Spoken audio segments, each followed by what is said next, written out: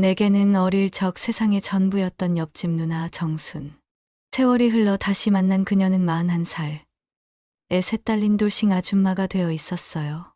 야, 경태야. 얼굴 좀 보자. 오랜만에 만난 누나는 예상과는 달랐어요. 애 셋 딸린 아줌마. 뭐가 달라도 다르더군요. 여전히 예쁘장한 얼굴, 거침없는 말투, 그리고 묘하게 삶에 지쳐 보이는 눈빛. 파혼 얘기가 나오자 술 취한 누나는 오히려 나를 몰아붙이며 남자 구실도 못하냐는 비수 같은 말을 던졌죠. 그러다 새벽녘 술자리가 파하고 단둘이 남았을 때 지쳐 보이는 내게 누나가 툭 던진 한마디. 우리 잠시 쉬었다 가자. 그 순간 이혼에 트라우마에 찌들어 닫아두었던 36 노총각의 심장이 40 넘은 애셋 딸린 옆집 누나에게 속수무책으로 무너져 내렸습니다. 낯선 모텔방에서 나는 상상도 못한 감정의 소용돌이 속으로 걷잡을 수 없이 빠져들기 시작했어요. 안녕하세요. 나는 36살, 아직 결혼 못한 미혼남이에요. 이 지긋지긋한 호칭이 세상에서 가장 듣기 싫었던 때가 있었죠. 20대 후반, 아직 세상을 잘 몰랐던 나이에 만나 5년이라는 시간을 함께 보냈던 여자친구와 얼마 전 파혼했어요. 얼마 전이라고 하기에는 이미 수개월이 지났지만 내 시간은 그때 멈춰버린 것만 같네요. 30 중반을 바라보는 나이에 마침내 만난 그녀와 결혼을 약속했었어요. 결혼식 날짜까지 잡았었죠. 청첩장도 이미 다 돌렸었고요. 상견례도 마쳤고 신혼여행지도 정했으며 심지어 혼수를 고르러 다니며 들떠있기도 했었죠. 마침내 안정적인 가정을 꾸릴 수 있으리라. 이 사람과 함께라면 남은 인생을 외롭지 않게 걸어갈 수 있으리라 믿었었는데 우리 미래를 상상하며 설렜던 그 수많은 밤들이 파편처럼 흩어졌어요. 파혼의 이유는 그쪽 집에서 죽어도 결혼 못 시키겠다는 일방적인 통보 때문이었죠. 마지막으로 얼굴을 보자고 해서 나간 카페에서 그녀는 울먹이며 그리고 거의 체념한 듯한 목소리로 그 이유를 말하더군요. 그 이유를 듣는 순간 나는 내 귀를 의심했어요. 아니, 차라리 귀를 막고 싶었죠. 돌아온 대답은 이랬어요. 첫째, 내 부모님께서 이혼하셨다는 것. 둘째, 내가 나이가 많다는 건 나는 36살. 그녀는 28살이었죠. 그리고 심지어 내 직업까지도 싫다고 하더군요. 도대체 무엇 하나 마음에 드는 구석이 없다는 듯. 꼬투리 잡을 수 있는 모든 것을 다 끌어내 싫은 이유가 너무나도 많대요. 마치 나는 결혼해서는 안 될 하자 있는 인간이라는 듯이 말이죠. 눈앞에 여자친구는 고개를 푹 숙인 채 미안하다는 말만 반복하더군요. 오빠, 정말 미안해. 우리 가족이 이렇게까지 반대하는 결혼은 도저히 할 수가 없어. 미안해. 그 말에는 어떤 미안함이나 슬픔보다는 이 불편하고 힘든 상황을 얼른 끝내고 싶어 하는 기색이 역력했어요. 자신의 가족이 내게 퍼붓는 모욕적인 말들에 대한 어떤 반박이나 변호도 없더군요. 그저 순종. 그뿐이었죠. 화가 나야 정상인데 순간적으로 화보다는 극심한 모멸감과 황당함이 밀려왔어요. 그리고 웃음이 났죠. 어이가 없어서, 기가 막혀서, 그리고 너무나 비참해서 그냥 깔깔깔 소리 내서 웃었어요. 내 웃음소리가 텅 빈 카페에 울려 퍼졌죠.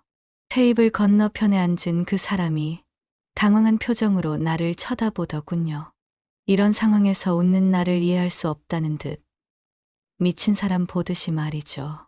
하하하, 후아하하, 아하하.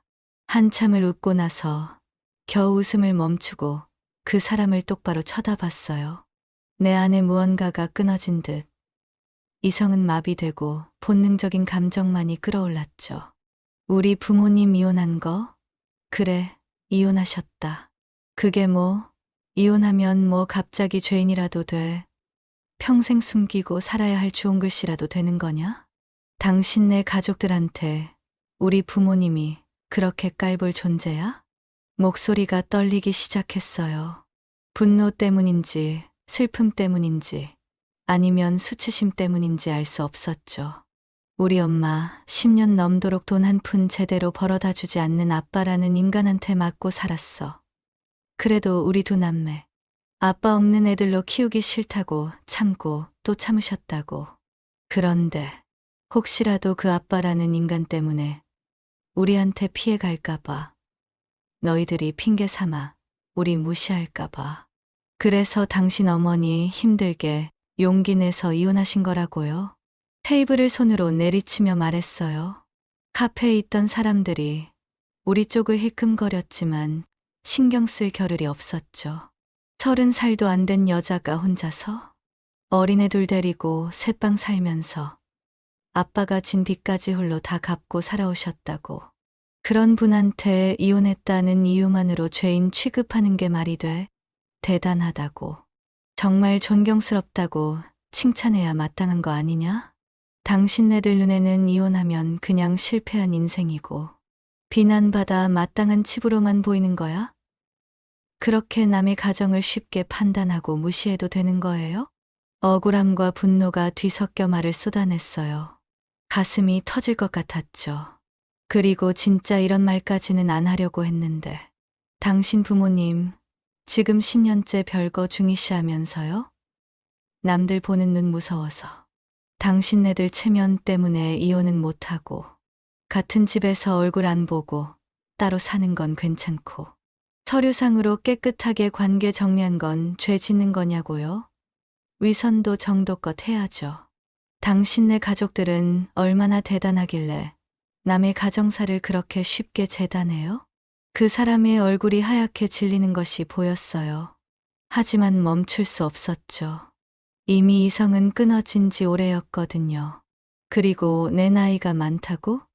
아, 누가 들으면 내가 무슨 40이라도 훌쩍 넘은 50살이라도 된 줄 알겠네. 나 이제 36살이야. 당신이랑 고작 8살 차이라고. 이게 그렇게 당신네 집에서 죽어도 결혼 못 시킬. 내가 당신 딸을 망치기라도 하는 존재인 것처럼 말할 이유가 돼요? 말도 안 되는 이유들로 나의 모든 것을 부정당하는 기분이었죠. 나의 존재 이유, 내가 살아온 삶, 나의 가족, 나의 직업, 모든 것이 그들에게는 결격 사유였어요. 부모님에 대한 모욕, 나 자신에 대한 비하. 숨이 막혔죠. 이번 일로 당신네 가족들 속내 아주 잘 알게 됐네요. 아주 고맙다. 당신들 눈에 내가 그 정도로 못마땅하고 당신들 체면 깎아먹을 존재였다는 거. 결혼 직전에라도 알게 돼서요. 마지막으로 힘주어 말했어요. 더 이상 이 관계에 매달릴 이유도 미련을 가질 가치도 없었거든요. 걱정 마라. 결혼은 이쪽에서도 사양해요. 당신들 같은 사람들하고 가족으로 엮여서 평생 이런 모욕 당하며 살 생각 나도 추호도 없어요. 역겹네요. 그 자리에 더 이상 단 1초도 머물러 있을 필요가 없었어요. 그 사람의 얼굴을 마지막으로 한번 쳐다보고는 자리에서 벌떡 일어섰죠. 그녀는 아무 말도 하지 못하고 나를 올려다보기만 하더군요.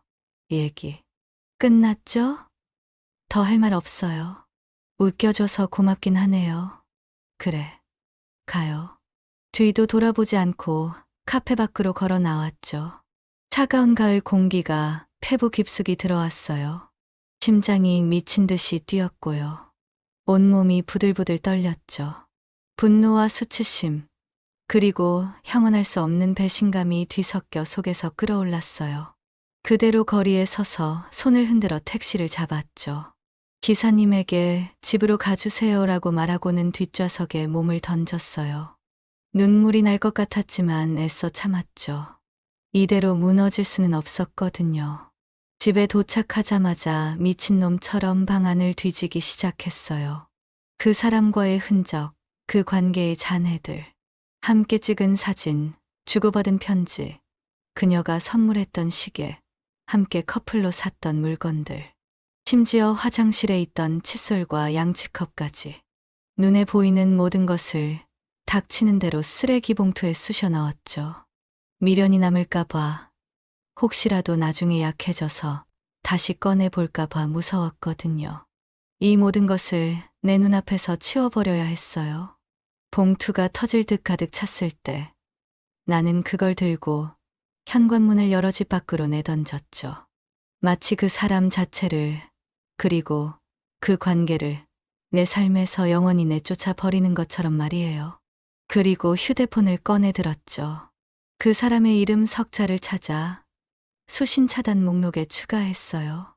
이제 더 이상 연락이 올 일도, 내가 연락할 일도 없을 거예요.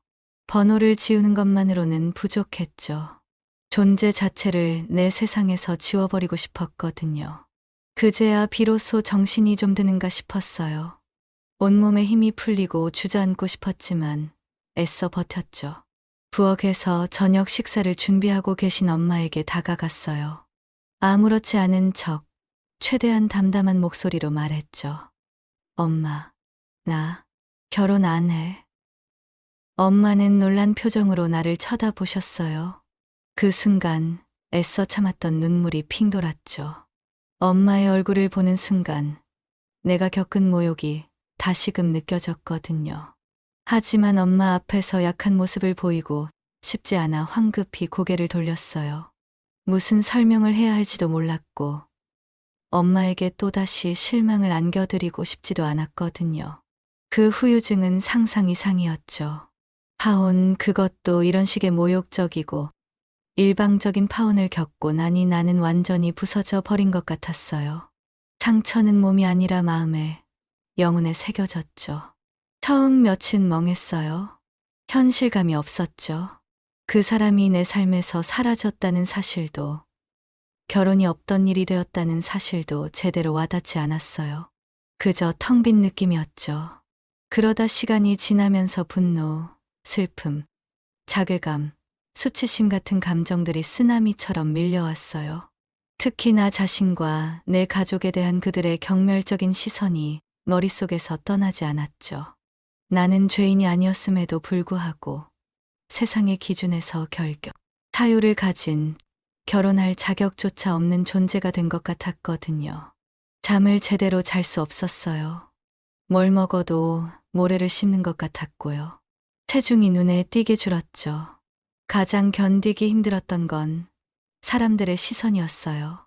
36이라는 적지 않은 나이에 5년이나 만난 사람과의 헤어짐, 그것도 결혼 직전의 파혼이라니. 이 사실을 아는 주변 사람들에게서 느껴지는 시선들, 동정보다는 뭔가 문제가 있었겠지 하는 추궁이, 위로보다는 섣부른 판단이 먼저 느껴지는 듯했죠. 안 그래도 부서진 자존감에 그들의 시선들이 비수처럼 날아와 가슴에 박혔거든요.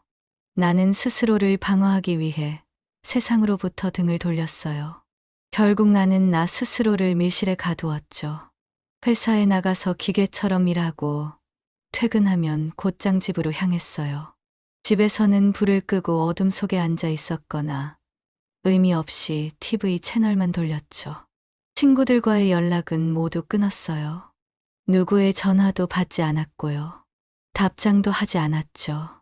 술 약속은 물론 하다못해 간단한 식사 제의조차 거절했어요. 대인 기피증이었죠. 사람들의 눈을 마주치는 게 두려웠고요. 혹시라도 파혼에 대한 이야기, 혹은 그 이유에 대한 이야기, 그리고 나에 대한 평가가 나올까 봐 겁이 났거든요. 그들은 내가 겪는 고통의 깊이를 알지 못했죠. 나 또한 그들에게 내 치부를 드러내고 싶지 않았고요.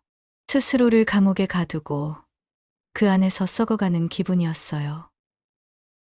은둔형 외톨이, 딱 그 모습이었죠. 수개월간 내 삶은 회사와 집, 이 두 공간만을 오가는 단조로운 선으로 축소되었어요. 세상은 저 멀리서 돌아가고요. 나는 그 세상의 움직임을 멈춰버린 채 나 홀로 정지된 시간 속에 갇혀 있었죠. 집안은 엉망이 되었어요. 설거지하지 않은 그릇들이 쌓였고요. 옷가지들은 아무렇게나 널려 있었죠. 청소는커녕 제대로 씻는 것도 귀찮았어요. 거울 속에 비친 내 모습은 초췌함 그 자체였죠. 푹 꺼진 눈, 푸석한 피부, 제멋대로 자란 머리카락, 헬쑥한 얼굴. 영락 없이 페인이나 다름없었죠.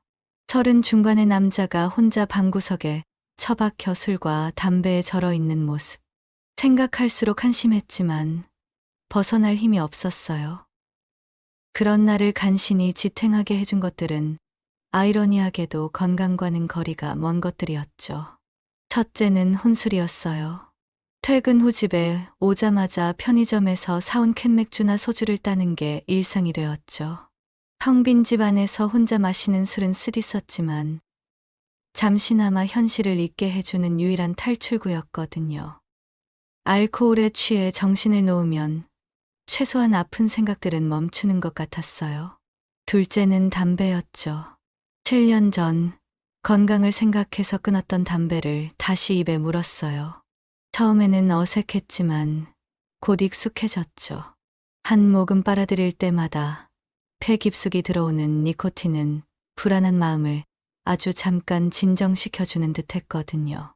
어두컴컴한 방 안에서 담배 연기만이 희뿌옇게 피어올랐고 그 연기 속에서 나는 더욱 고독해졌죠.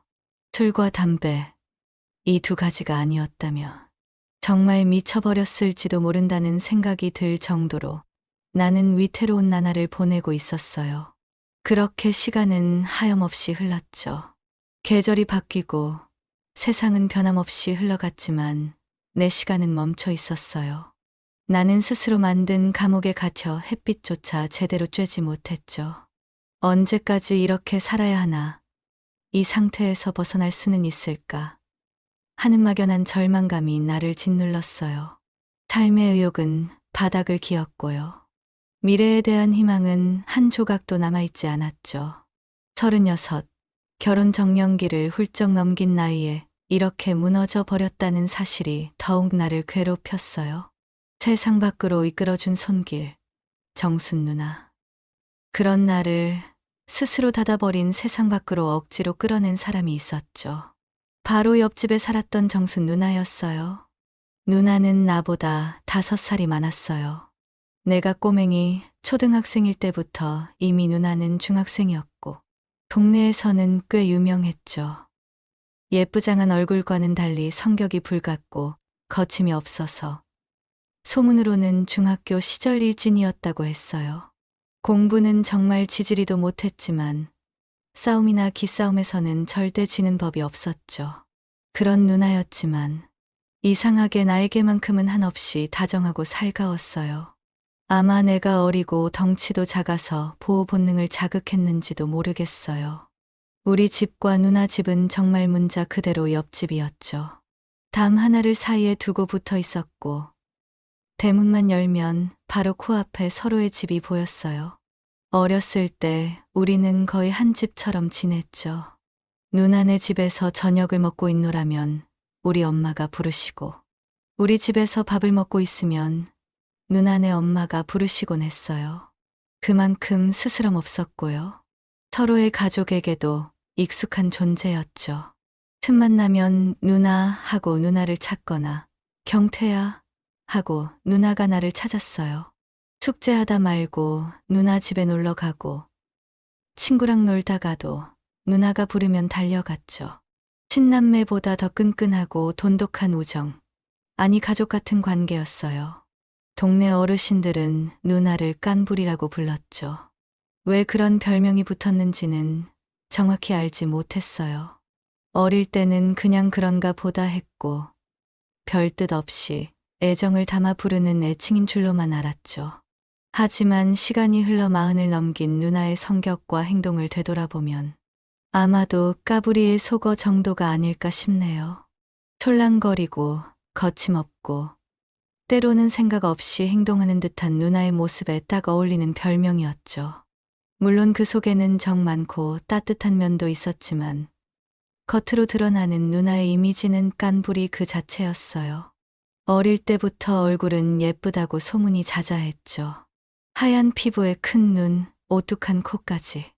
누가 봐도 예쁜 얼굴이었어요. 하지만 예쁘면 얼굴값 한다는 말이 있듯이 누나는 고등학교 때부터 공부는 뒷전이고 허구한 날 밖으로 나돌며 남자친구를 사귀었죠. 동네에서도 소문이 자자했어요. 밤늦게 들어오거나 아예 외박, 가출을 밥 먹듯이 한다는 이야기가 들려왔죠. 어른들은 혀를 찼고요. 아이들인 우리는 그저 신기하게만 바라봤어요. 그러다 어느 날 갑자기 누나가 결혼한다는 소식이 들려왔죠. 그것도 아이가 생겨서 급하게 가는 거라고 했어요. 상대방은 조선소에서 일하는 사람이었고, 누나는 그 사람을 따라 거제도로 내려간다고 했죠. 20살, 20살의 나이였어요. 우리 가족은 물론 동네 사람들도 놀랐지만, 누나의 깐부리 같은 성격을 아는 사람들은 결국 사고 쳤구나 하는 반응도 있었죠. 그렇게 누나는 내 곁을 떠났죠. 고등학교 때부터 꽤 유명했던 누나였어요. 학교에서는 이미 짱으로 통했고요.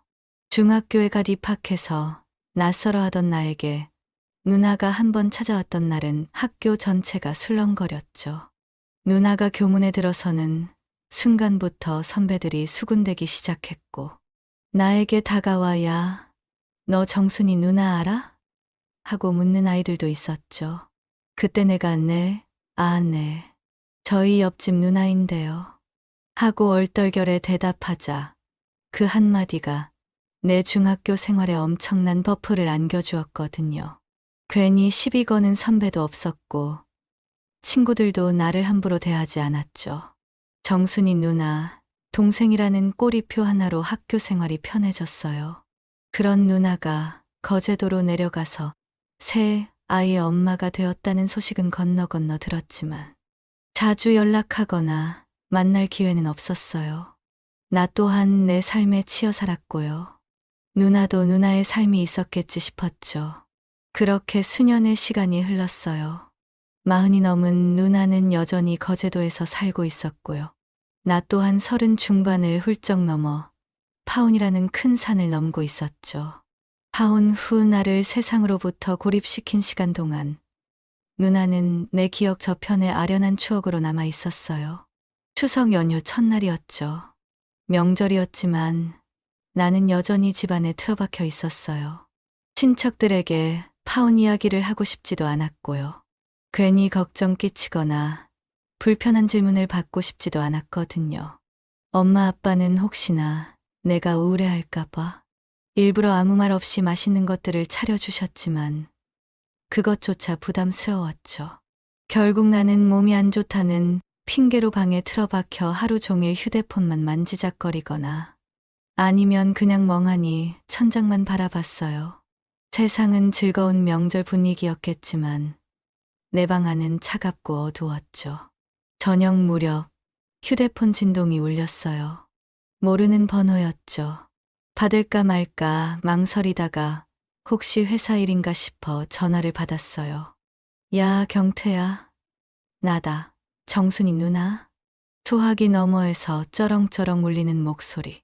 순간 숨이 멎는 줄 알았죠. 정순 누나였어요. 깐부리 누나? 잊고 지냈던, 아니 잊고 있었다고 생각했던 이름이 심장을 후벼 파는 듯 했죠. 누나? 나야, 나. 명절 쇠러 친정 왔지. 야, 너 지금 어디야? 나 여기 근처에서 술 한잔하고 있으니 네 얼굴 좀 보자. 빨랑 나와. 명절 쓰러 왔다는 말에 아차 싶었어요. 누나 친정집도 우리 집과 같은 동네에 있었거든요. 명절이면 종종 올라온다는 이야기를 듣기는 했지만 이렇게 갑자기 연락이 올 줄은 몰랐죠. 그것도 빨랑 나와라니. 여전히 거침없는 누나의 말투였어요. 40이 넘어도 변함없는. 순간 망설임이 일었죠. 술자리라니. 모르는 사람들과 함께 있을 수도 있고 내 꼴이 말이 아닌데 몇 달간 대인기 피증에 시달리며 사람을 피해왔는데 과연 나갈 수 있을까 싶었죠. 하지만 그 망설임은 아주 잠깐이었어요. 누난 항상 내 편이었으니깐요. 그 문장이 머릿속을 스쳤죠. 어렸을 때부터 누나는 단 한 번도 나를 실망시킨 적이 없었거든요. 내가 어떤 모습이든 누나는 나를 있는 그대로 받아주고 응원해줄 것이라는 막연하지만 강력한 믿음이 있었죠. 이 지긋지긋한 우울과 고립에서 날 꺼내줄 유일한 사람이라면 어쩌면 이 누나일지도 모른다는 희미한 희망이 생겼어요. 그래, 나가자. 누나만 옆에 있어준다면 이까지 떼인 기피증 정도는 쉽게 떨쳐낼 수 있을 거야. 용기인지 객기인지 모를 자신감이 마구마구 솟아날 것 같았죠. 36살 먹고 방구석에 처박혀 있는 나. 자신에 대한 한심함과 동시에 누나라면 나를 다시 일으켜 세워줄지도 모른다는 기대감. 몇 달 만에 처음으로 집 밖으로 나가고 싶다는 욕구가 생겼어요. 누나, 어딘데요? 푸아하, 역시 경태, 망설일 줄 알았는데 바로 나오네. 잘했어. 자식, 나 여기 꼼장어 집에 있다. 금방 올 수 있지? 친구들이랑 같이 있는데. 네 얼굴 보여주고 싶어서 불렀어. 빨랑 와. 꼼장어 집이라니. 매콤한 냄새와 시끌벅적한 분위기가 벌써부터 느껴지는 듯했죠. 하지만 상관없었어요. 누나가 부른다면 어디든 갈 수 있었거든요. 전화를 끊자마자 몇 달 만에 서둘러 씻었어요. 머리도 감고 그나마 깨끗한 옷을 꺼내 입었죠. 거울을 보니 여전히 초췌했지만 아까보다는 좀 나은 것 같았어요. 심장이 쿵쾅거렸죠. 기대감 반, 불안감 반이었어요. 오랜만에 누나를 만난다는 설렘과 동시에 낯선 사람들과 어울려야 한다는 긴장감이 나를 짓눌렀죠. 하지만 누나가 있다는 사실 하나만으로도 발걸음을 떼는 데 필요한 용기가 생겼어요. 빨랑와 한마디에 홀린 듯 집을 나섰죠. 따뜻한 위로, 아니면 비수? 꼼장어 집은 시끌벅적했죠. 매콤한 냄새와 사람들의 웃음소리, 술잔 부딪히는 소리로 가득했어요. 테이블들을 살피며 누나를 찾았죠. 저 안쪽에 왁자지껄한 무리 속에 정순 누나가 보였어요. 40이 넘은 나이에도 여전히 예쁘장했지만 예전의 깡마른 모습보다는 좀 더 살이 오르고 편안해 보이는 얼굴이었죠. 세월의 흔적이 아주 없지는 않았지만 여전히 누나는 누나였어요. 테이블에는 누나 말고도 2명의 여자가 더 있었죠. 누나의 친구들인 모양이었어요. 누나, 약간 떨리는 목소리로 누나를 불렀죠. 누나가 고개를 돌려 나를 발견하고는 활짝 웃었어요. 왔어. 이리 와봐. 손짓하며 나를 불렀죠. 누나가 앉은 테이블로 다가가자 함께 있던 2명의 여자가 나를 쳐다봤어요. 누나는 그들에게 나를 내 동생이다. 어릴 때부터 친하게 지낸 아인데 억수로 착하고 내 말이라면 껌뻑 죽는다이가. 지금 36인데 아직도 애기 같다이가 하고 소개했고요. 친구들은 신기한 눈빛으로 나를 보며 어머, 진짜 동생 같아요. 훈훈하게 생겼네 했죠. 칭찬인지 비꼬는 건지 모를 말들이었지만 오랜만에 듣는 사람들의 목소리가 어색했어요. 어색하게 인사하며 누나 옆 빈자리에 앉았죠. 누나는 이미 술이 꽤 취했더라고요. 얼굴이 발그레했고 목소리 톤도 평소보다 훨씬 높았죠. 자리에 앉자마자 누나는 내 얼굴을 뚫어지게 쳐다보더니 갑자기 대뜸 말했어요. 야, 경태야. 네 파혼당했다면서? 세상에. 그랬으면 이 누나한테 제일 먼저 알려줬어야지.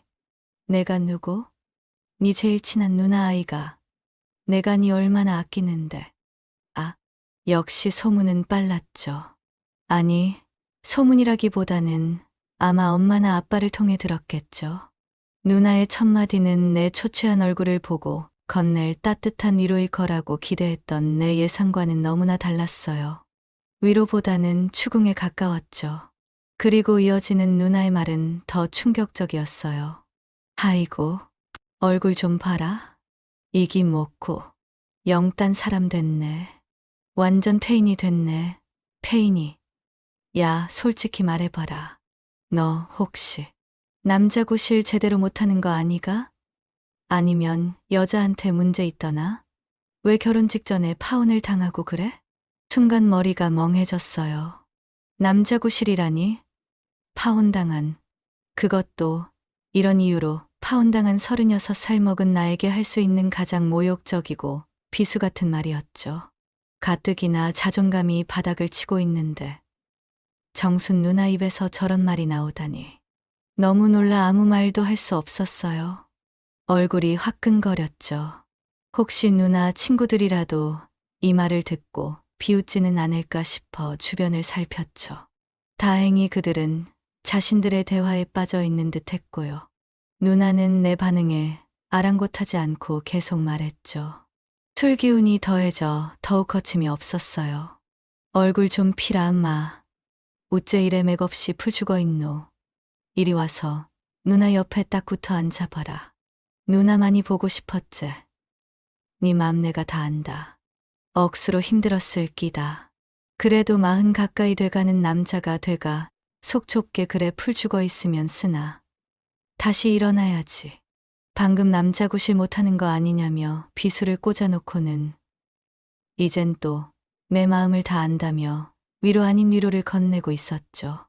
이 예측 불가능한 누나의 모습에 어이가 없으면서도 한편으로는 나 이게 정순 누나지 싶었어요. 돌려 말하는 법 없이 생각나는 대로 툭툭 내뱉는.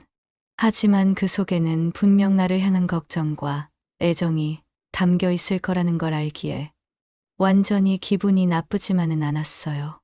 오히려 몇 달간 듣지 못했던 진한 관심이 나쁘지 않았죠.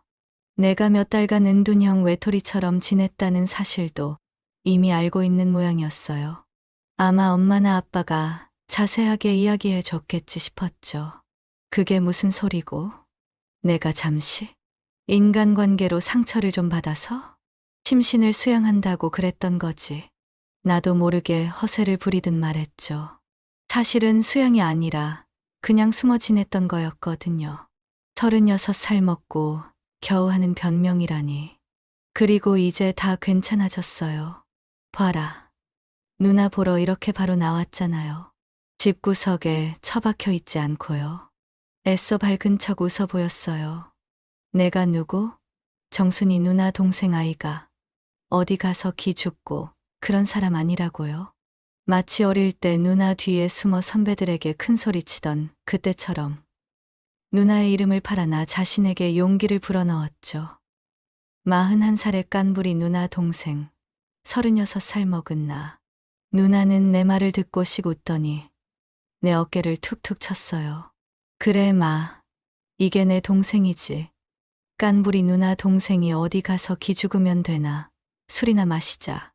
누나는 다시 친구들과의 대화에 열중했죠. 나는 어색하게 앉아 그들의 이야기에 귀를 기울였어요. 40 넘은 아줌마들의 시시콜콜한 잡담, 남편 흉보기, 다 큰 아이들 이야기. 내게는 너무나 낯선 세계였죠. 하지만 누나 옆에 앉아 있다는 사실 하나만으로도 마음이 편안해졌어요. 처음에는 불편하고 어색했지만 술이 한두 잔 들어가고 누나의 기센 친구들 틈에서 기죽지 않으려 했으며 대충 맞장구를 쳐주다 보니 어느새 나도 자연스럽게 술자리에 녹아들고 있었죠. 파혼 이야기 같은 무거운 이야기는 더 이상 나오지 않았고요. 우리는 그저 오랜만에 만난 남매처럼 시끌벅적한 분위기를 즐겼어요. 몇 달간 닫혀있던 마음의 문이 아주 조금, 아주 미세하게 열리는 듯한 기분이 들었죠. 술자리는 밤늦도록 이어졌죠. 꼼장어에 소주를 마시고 2차로 이동해서 맥주를 마셨어요. 누나와 친구들은 옛날 이야기를 하며 웃고 떠들었고요. 나는 그 분위기에 맞춰 적당히 호응했죠. 몇 달간 억눌렸던 답답함이 조금이나마 해소되는 것 같았어요. 술이 꽤 취하자 누나는 다시 내게 몸을 기대며 말했죠. 목소리가 아까보다 훨씬 작아져 있었어요. 경태야, 누나가 미안하다. 처음에 네 얼굴 보자마자 쓸데없는 소리 해가 네 억수로 힘들었을 낀데 누나도 술이 취해가 헛소리했다. 네 힘든 거 안다. 괜찮나? 취중 진담이었을까요? 아니면 원래 하려던 위로를 이제야 하는 걸까요? 조금 전에 비수 같은 말들이 상쇄되는 기분이었죠. 그래, 이게 정순 누나지. 겉으로는 까칠하고 거침없어도 속정은 깊은. 괜찮아요, 누나. 누나가 뭘 걱정해요. 내가 누군데요? 나도 술기운에 어깨를 으쓱하며 대답했죠. 속으로는 고마워, 누나 하고 있었어요. 비록 표현은 거치었지만 누나는 정말 나를 세상 밖으로 이끌어내 주었거든요. 결국 남은 건 술에 취해 비틀거리는 정순 누나와 나뿐이었죠. 휴. 솔직히 나 혼자로서는 술 취한 누나를 어떻게 감당해야 할지 막막했는데. 다행이라고 해야 할지 불행이라고 해야 할지 모를 상황이 되었어요. 누나, 이제 어떡할 거예요? 집에 갈까요? 누나가 비틀거리며 내 어깨에 기대왔죠. 41살의 누나는 36살의 나보다 훨씬 힘들어 보였어요. 어휴. 이 시간에 집에 들어가 봐야 눈치만 보이겠지. 애들도 다 컸지만 아침에나 들어갈란다. 누나는 새아이의 엄마였죠. 아이들이 다 컸다고 해도 술에 취한 엄마가 새벽에 들어가는 것이 편하지만은 않을 터였어요.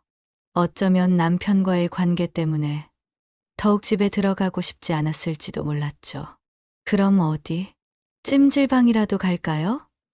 제가 제안했어요. 몇 달간 집과 회사를 제외한 외부 공간에 발을 들이는 것조차 꺼려했지만 누나를 혼자 둘 수는 없었거든요. 찜질방? 어휴. 땀 빼고 싶지는 않고 차라리 가까운 숙박업소나 같이 가자. 네, 숙박업소요? 순간 정신이 번쩍 들었죠. 숙박업소라니. 41살 누나랑 36살 나랑 단둘이 찜질방을 가도 되는데 굳이? 머릿속에서 경고음이 울렸죠. 술도 좀 됐고 괜히 오해라도 사거나 사고라도 치면 어쩌나 하는 걱정이 앞섰어요. 하지만 누나는 이미 내 손목을 잡고 발걸음을 옮기고 있었다고요. 예전부터 누나의 갑작스러운 결정과 행동에 당황한 적은 많았지만 그때마다 나는 결국 누나의 의지를 따랐죠. 지금도 마찬가지였고요. 힘없이 끌려가면서도 괜찮을까? 진짜 괜찮을까? 하는 생각만 반복했지만 술에 취해 힘들어하는 누나를 이끌고 다른 곳을 찾는 것도 일이었고 누나의 강한 의지에 나도 모르게 그냥 수긍해버렸죠. 어릴 때부터 누나 말에 꼼짝 못했던 습관 때문일까요? 아니면 이 상황을 통해 이 지긋지긋한 우울에서 벗어날 수 있을지도 모른다는 무의식적인 기대 때문이었을까요? 어찌어찌 근처에 있는 모텔로 향했죠. 번화가에서 살짝 벗어난 골목길에 자리 잡은 누가 봐도 잠만 자고 나갈 것 같은 그 공간에 낯선 기운이 느껴졌어요. 체크인을 하고 방에 들어서자 담배 냄새와 방향제 냄새가 뒤섞인 퀴퀴한 공기가 나를 맞았죠. 술은 깼지만 여전히 정신은 몽롱했어요. 방 안에는 텔레비전과 침대, 작은 테이블과 의자 2개가 전부였죠. 삭막하고 정돈되지 않은 임시 거처 같은 느낌이었어요. 누나는 방에 들어서자마자 신발도 제대로 벗지 않고 침대에 털썩 앉았어요. 나는 어색하게 서 있다가 아까 꼼장어 집 근처 편의점에서 사온 오감자 과자와 캔맥주 봉투를 테이블 위에 올려놓았죠. 이건 순전히 제가 이 어색함을 견디기 위해 산 것들이었거든요. 누나, 목마르죠? 맥주 한 캔 해요. 누나는 말없이 캔맥주를 따서 홀짝이기 시작했죠. 나도 캔맥주를 따서 마셨어요.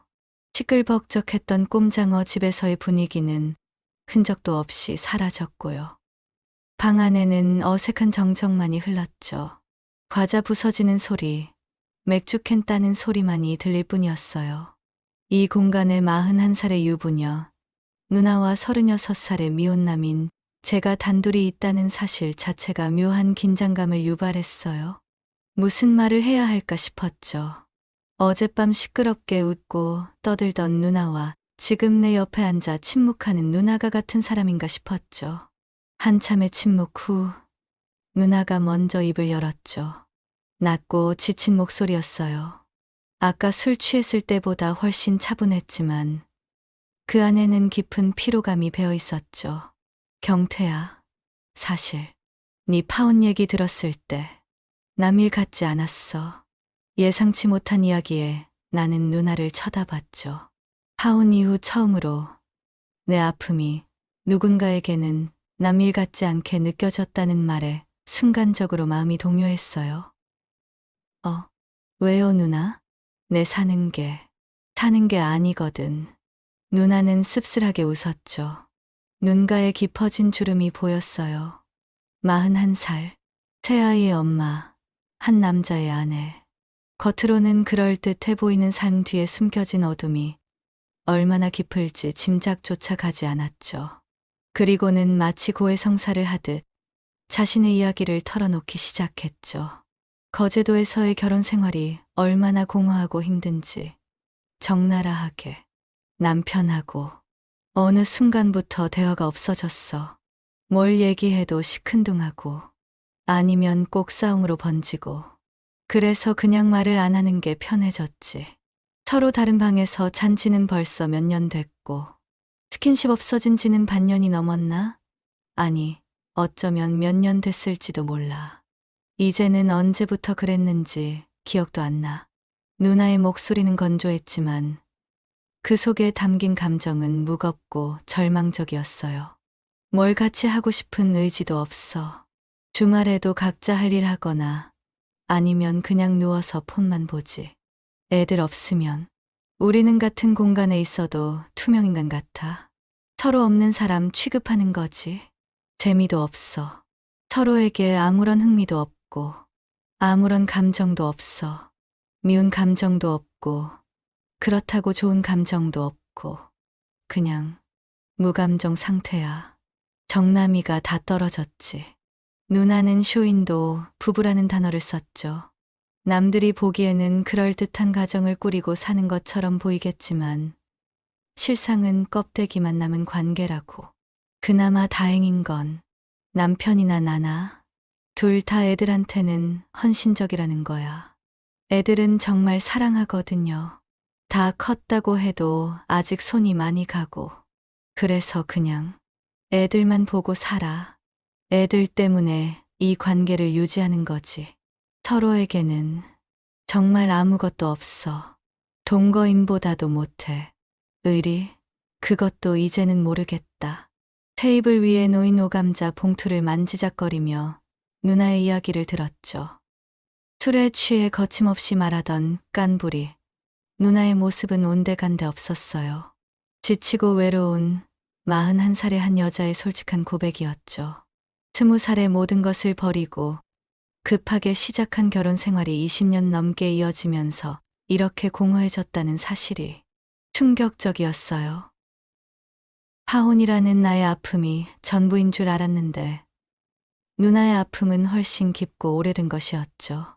마치 오래된 상처에서 계속 진물이 흐르는 듯한 멈추지 않는 통증 같았어요. 남은 인생, 이렇게 사는 건 생각만 해도 숨 막혀.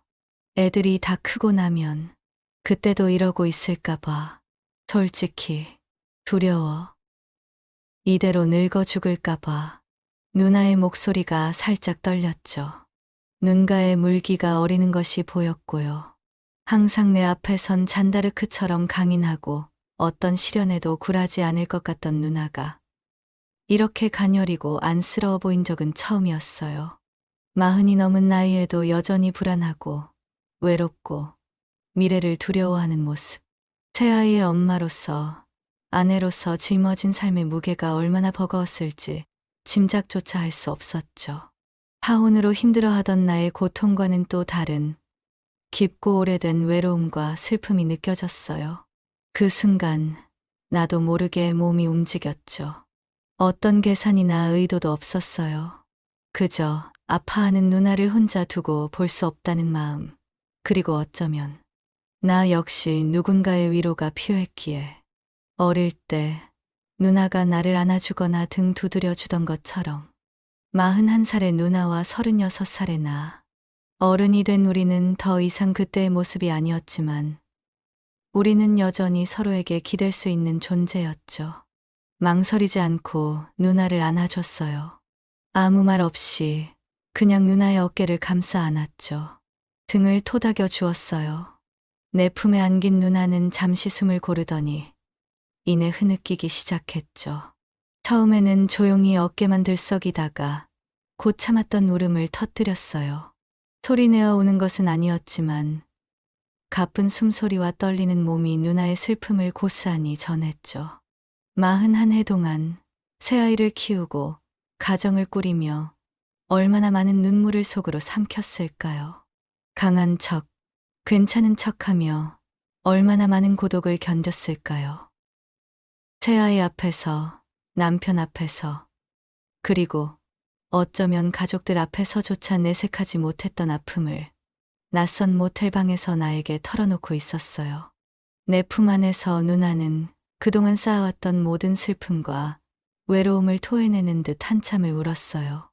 나는 말없이 누나를 안아주고 있었죠. 뭐라고 위로해야 할지 알 수 없었고, 어떤 말을 건네도 누나의 아픔을 다 헤아릴 수 없을 것 같았어요. 그저 곁에서 이렇게 누나의 무게를 느끼며 함께 있어 주는 것만이 내가 할 수 있는 전부였죠. 누나의 떨리는 어깨를 토닥여주고 등과 머리를 부드럽게 쓸어주었어요. 괜찮다고, 괜찮을 거라고, 혼자가 아니라고. 말은 하지 않았지만 내 손길이 그런 의미를 전해주기를 바랐죠. 누나의 머리카락에서 희미한 흰머리가 보이는 듯 했어요. 세월의 흔적과 삶의 고단함이 느껴졌죠. 한참을 울던 누나는 점점 숨소리가 고르게 변하더니 이내 잠이 들었어요. 내 어깨에 얼굴을 묻은 채 조용히 잠들어 있었죠. 술기운과 감정적인 피로가 한꺼번에 몰려온 탓이었겠죠. 나는 누나가 깰까 봐 조심스럽게 자세를 고정하고 앉아 있었어요. 방 안은 다시 고요해졌고요. 누나의 나지막한 숨소리만이 들려왔죠. 창밖은 아직 어두컴컴했고요. 새벽의 찬 기운이 창문을 통해 전해져 왔죠. 내 품에서 잠든 누나를 바라보며 여러 생각이 스쳐 지나갔죠. 36에 겪은 파혼의 아픔, 그로 인한 대인기피증과 은둔 생활, 그리고 그런 나를 억지로 세상 밖으로 끌어낸 41살의 누나. 깐부리처럼 강해 보였던 누나의 숨겨진 아픔. 우리는 서로 다른 이유로 상처받고 외로워하고 있었어요. 어쩌면 우리는 서로의 아픔을 무의식적으로 알아보았기에 이렇게 낯선 공간에서 위안을 얻고 있는지도 몰랐죠. 파혼으로 인한 나의 고통이 갑작스럽고 날카로운 대임이라면 누나의 아픔은 20년 넘게 지속된 무뎌진 통증 같았어요. 누가 더 아프다고 말할 수 없었죠. 그저 둘 다 아팠죠. 그리고 그 아픔 속에서 서로에게 기대어 잠시나마 숨을 쉬고 있었어요. 이 새벽, 이 공간만이 우리에게 잠시 허락된 안식처였죠. 시간이 얼마나 흘렀을까? 새벽의 기운이 창밖으로 스며들기 시작했죠. 희미한 푸른빛이 어둠을 밀어내고 있었어요. 방 안의 어둠 속에서도 누나의 얼굴 윤곽이 조금씩 드러났죠. 눈을 감고 있는 누나는 왠지 모르게 더 어려 보였어요. 깐부리 정순이 아니라 어릴 적 동네 골목을 함께 뛰어다니던 그때의 누나 같기도 했죠. 내 기억 속의 누나는 언제나 활기차고 장난기 넘치는 모습이었는데 조심스럽게 누나를 침대 위로 눕혔어요. 내 품에서 떨어져 나간 누나의 몸은 가벼웠지만 내 마음은 여전히 무거웠죠. 누나는 뒤척이지 않고 그대로 잠들어 있었어요. 나는 침대 옆 바닥에 앉아 누나의 얼굴을 바라봤죠. 잠든 누나의 표정은 평화로워 보였어요. 적어도 꿈속에서만이라도 누나는 현실의 고통에서 벗어나 있기를 바랐죠. 혼자 남겨진 어둠 속에서 다시금 외로움이 밀려왔죠. 하지만 아까와는 조금 달랐어요. 누나의 아픔을 본 후라 그런지 내 아픔만이 전부가 아니라는 것을 알게 되어서 그런지 지독한 외로움 속에 희미한 연대감이 섞여 있었어요. 세상에 나 혼자만 이렇게 힘든 게 아니구나.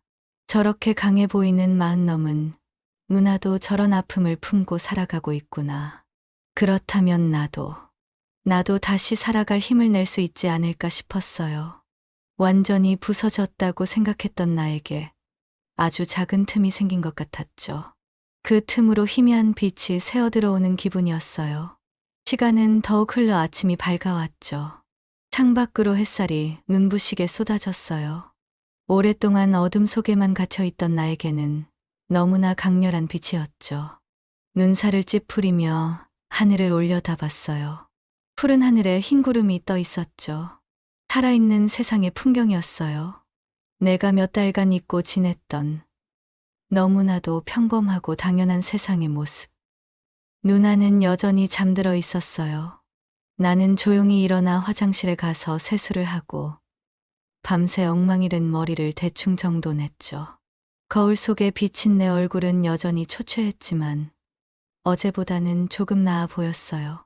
누나를 만나고 누나의 이야기를 듣고 누나를 안아주고 아주 짧은 시간이었지만 그 만남이 나를 아주 조금은 흔들어 깨운 것 같았죠. 죽은 듯이 멈춰있던 내 시간을 아주 미세하게 움직이기 시작한 느낌이었어요.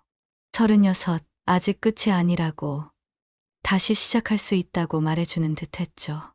어젯밤 우리는 너무 많은 것을 보았고, 너무 많은 것을 나눴어요. 술김이었지만 서로의 가장 깊은 상처를 드러냈죠. 누나가 잠에서 깨면 우리는 어떻게 반응해야 할까 싶었죠. 어젯밤 일은 없었던 것처럼 행동해야 할까? 아니면 서로의 아픔을 모른 척하지 않고 이야기해야 할까? 누나가 천천히 눈을 떴죠. 처음에는 낯선 천장을 보며 어리둥절한 표정을 짓더니 이내 옆에 앉아있는 나를 발견했어요. 누나의 눈빛에 당황함과 민망함이 스쳐 지나갔죠. 얼굴이 발그레해졌어요. 밤새 흘린 눈물의 흔적이 눈가에 희미하게 남아 있었고요. 경태야? 잠이 덜 깬 목소리였죠. 응, 누나. 깼어요? 나는 애써 아무렇지 않은 척 대답했죠. 어색한 공기가 방 안을 가득 채웠고요. 누나는 몸을 일으켜 앉으며 머리를 쓸어 올렸죠. 어젯밤 기억이 떠오르는 듯 표정이 점차 복잡해졌어요. 아이고, 내가 술을 너무 마셨네. 누나가 중얼거렸죠.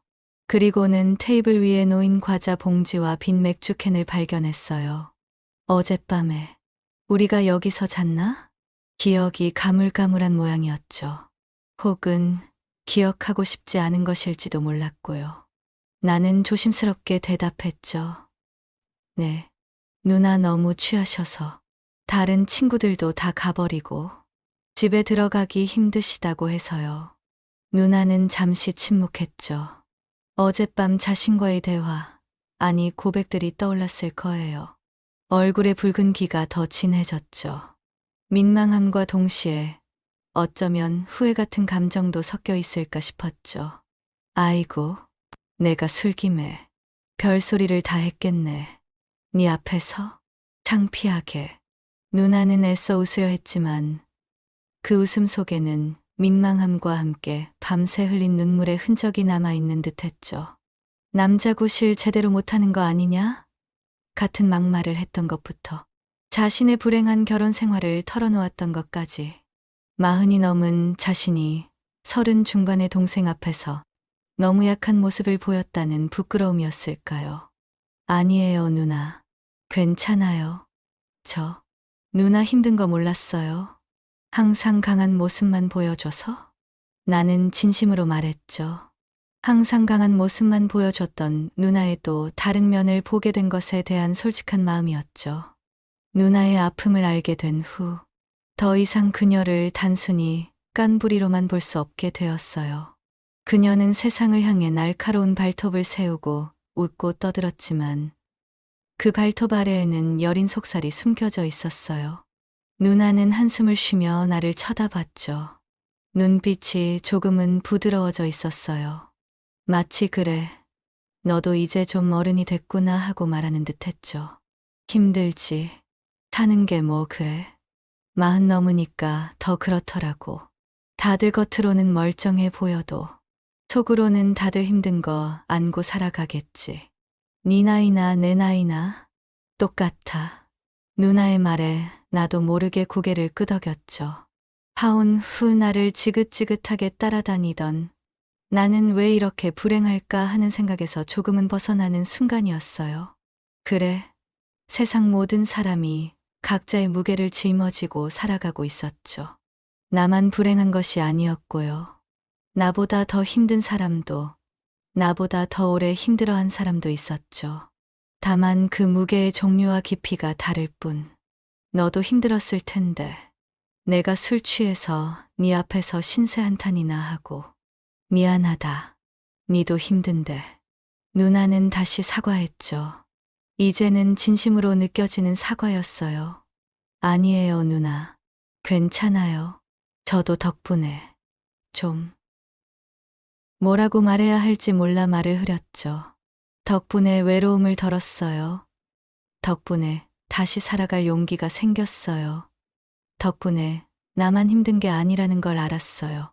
그 모든 말들이 한꺼번에 목구멍까지 차올랐지만 결국 아무 말도 제대로 꺼내지 못했어요. 내 안에 생긴 아주 작은 변화를 말로 표현하기는 어려웠거든요. 누나는 그런 나를 물끄러미 보더니 피식 웃었죠. 그 웃음은 어젯밤의 시끄러운 웃음도 아침의 민망한 웃음도 아니었고요. 왠지 모르게 따뜻함이 배어있는 나만을 향한 웃음 같았어요. 40이 넘은 누나의 웃음 속에는 여전히 어릴 적 깐부리의 모습이 남아 있었죠. 그래, 알았다. 네 맘, 니도 힘들었을 끼다. 그리고는 침대에서 내려왔죠. 비틀거림은 없었지만 여전히 피곤해 보였어요. 술도 깨고 잠도 잤으니 이제 일상으로 돌아가야 할 시간이었죠. 현실이 우리를 기다리고 있었고요. 씻고 집에 가자. 애들 아침 차려줘야지. 큰 애들 학교 가야 하고 가족이라는 책임감이 누나를 다시 일으켜 세우는 동력인 듯 했죠. 나에게는 더 이상 없는 혹은 없어진 책임감이었고요. 결혼을 통해 얻으려 했던 것. 누나의 말에 나도 정신이 번쩍 들었죠. 그래, 나도 이제 일상으로 돌아가야 했어요. 몇 달간 나를 옥죄던 어둠 속에서 조금씩 벗어나야 했죠. 누나가 화장실로 들어간 후 나는 방 안을 정리했어요. 테이블 위 과자 봉투와 캔들을 치우고 어젯밤 마구 던져놓았던 옷들을 개켰죠. 간단하게나마 방을 정리하며 내 마음속도 정리하는 기분이었어요. 어젯밤의 혼란스러운 감정들이 조금은 정돈되는 것 같았죠. 누나가 씻고 나왔죠. 밤새 입고 있던 옷을 그대로 입고 있었지만 세수를 해서인지 얼굴이 좀 더 환해 보였어요. 화장을 하지 않은 민낯이 오히려 더 편안해 보였고요. 40이 넘은 그녀의 얼굴에는 삶의 연륜과 피로가 동시에 묻어 있었죠. 가자. 누나가 말했죠. 우리는 말없이 방을 나섰어요. 복도를 걷고 엘리베이터를 기다리는 동안 어색함과 함께 묘한 유대감이 느껴졌어요. 어젯밤의 일들은 마치 꿈 같기도 했지만 누나의 피곤한 얼굴과 내 마음속에 남은 먹먹함은 그 모든 것이 현실이었음을 증명하고 있었죠. 우리는 서로의 약점을 보았고 서로에게 기대어 울었어요. 그것은 어떤 설명으로도 표현하기 어려운 깊은 연결이었죠. 41살 누나와 36살 동생 사이에 20년 넘는 세월이 만들어낸 특별한 관계. 모텔을 나서자 아침 햇살이 눈부시게 쏟아졌어요. 오랫동안 어둠 속에만 갇혀있던 나에게는 너무나 강렬한 빛이었죠. 눈살을 찌푸리며 하늘을 올려다봤어요. 푸른 하늘에 흰 구름이 떠 있었죠. 살아있는 세상의 풍경이었어요. 내가 몇 달간 잊고 지냈던 너무나도 평범하고 당연한 세상의 모습. 누나와 함께 집으로 향하는 길. 우리는 많은 이야기를 나누지는 않았죠. 하지만 짧은 대화 속에서 그리고 말없이 함께 걷는 시간 속에서 우리는 서로에게 위안이 되고 있다는 것을 느낄 수 있었어요. 누나는 나를 세상 밖으로 끌어냈고요. 나는 누나의 깊은 외로움을 잠시나마 나눠줬죠. 우리의 만남이 앞으로 어떤 변화를 가져올지는 알 수 없었어요. 누나의 결혼 생활이 어떻게 될지도, 파혼의 상처를 안고 살아갈 나의 삶이 어떻게 될지도요. 하지만 적어도 이른 아침 햇살 속에서 나는 더 이상 예전처럼 완전히 혼자가 아니라는 것을 느꼈어요. 그리고 다시 살아갈 아주 작은 용기 하나를 정순 누나에게서 얻은 것 같았죠. 집 앞 골목에 다다르자 누나는 우리 집 대문 앞에서 멈춰 섰죠. 야, 경태야. 네, 누나. 힘내라. 네 힘든 거 안다. 그래, 풀 죽어 있지 말고. 세상에 좋은 사람 많다. 니는 좋은 아이다. 누나는 그렇게 말하고는 싱긋 웃었죠. 어릴 때 나를 응원해주던 그 웃음이었죠. 강해 보이지만 그 안에 따뜻함이 담긴 깐부리 누나의 진심 어린 응원. 누나도요. 누나도 힘든 거 있으면 저한테 연락해요. 언제든지요. 나도 모르게 불쑥말이 튀어나왔죠. 누나가 나에게 그랬듯이 나도 누나에게 기댈 어깨가 되어줄 수 있다는 것을. 이제는 36의 어른이 된 나도 누나의 힘든 짐을 아주 조금이라도 나눠질 수 있다는 것을 보여주고 싶었어요. 누나는 잠시 나를 쳐다보더니 고개를 끄덕였죠. 눈빛에 잔잔한 감동 같은 것이 스쳐 지나갔어요. 그리고는 장난스럽게 내 어깨를 다시 한번 툭 치고는 말했죠. 알았다, 마, 챙기는 거는 네 누나 따라오려면 한참 멀었다. 잔소리는 그래도 고맙다. 자스가. 니도 그래. 너무 혼자 있지 말고. 알았나? 네, 누나. 그리고는 뒤돌아서 자신의 집 대문을 향해 걸어갔죠. 새 아이의 엄마이자 한 남자의 아내로서의 일상으로 41살의 삶으로 돌아가는 발걸음. 나는 누나의 뒷모습을 한참 동안 바라봤어요. 깐부리 정순 누나? 내 삶의 지옥에서 나를 억지로 끌어내준, 그리고 자신의 지옥을 살짝 보여주며 나에게 동질감을 느끼게 해준 사람. 집 안으로 들어오자 엄마가 놀란 얼굴로 나를 맞았죠. 어디 갔었냐, 밤새. 휴대폰도 꺼놓고 걱정스러운 목소리였어요. 나는 옆집 정순이 누나 만났어요. 추석이라 올라왔다고 해서요. 하고 얼버무렸죠. 엄마는 정순 누나가 올라왔다는 이야기에 반가워하시면서도 내 초췌한 얼굴을 보고는 다시 걱정스러운 눈빛을 보냈어요. 방으로 들어왔죠. 쓰레기통 옆에 던져놓았던 쓰레기 봉투는 이미 엄마가 치우신 모양이었어요. 방 안은 여전히 정리되지 않은 채였지만 더 이상 답답하게 느껴지지는 않았어요. 창문을 열고 햇살이 들어오게 했죠. 신선한 공기가 폐부 깊숙이 들어왔고요. 담배 냄새와 우울함이 가득했던 방 안의 공기가 조금씩 바뀌는 것을 느꼈어요. 36에 겪은 파혼의 상처가 하룻밤 만에 아물지는 않을 거예요. 대인기피증과 은둔 생활도 하루아침에 사라지지는 않겠죠. 하지만 41살의 정순 누나와의 짧고 강렬했던 만남은 내 삶에 작은 균열을 내주었죠. 그 균열을 통해 햇살이 들어오고 신선한 공기가 통하게 되었어요. 모텔방에서의 하룻밤은 단순한 우연이나 일탈이 아니었어요. 두 명의 외로운 영혼이 서로에게 기댄 짧지만 깊은 위안의 시간이었죠. 41살의 누나와 36살의 동생. 어른이 된 우리의 아픔은 어린 시절과는 비교할 수 없이 무거웠지만 우리는 여전히 서로에게 기댈 수 있다는 것을 확인했죠. 그리고 그 시간 덕분에 나는 다시 한번 세상으로 나아갈 용기를, 아주 작지만 확실한 용기를 얻게 되었어요.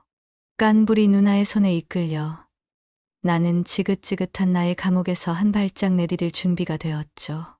앞으로 어떤 일이 일어날지는 알 수 없지만 최소한 다시 숨은 채로 썩어가지는 않을 것 같았어요. 정순 누나. 그녀는 정말이지 예측 불가능하지만 내 삶에 없어서는 안 될 그런 존재였어요.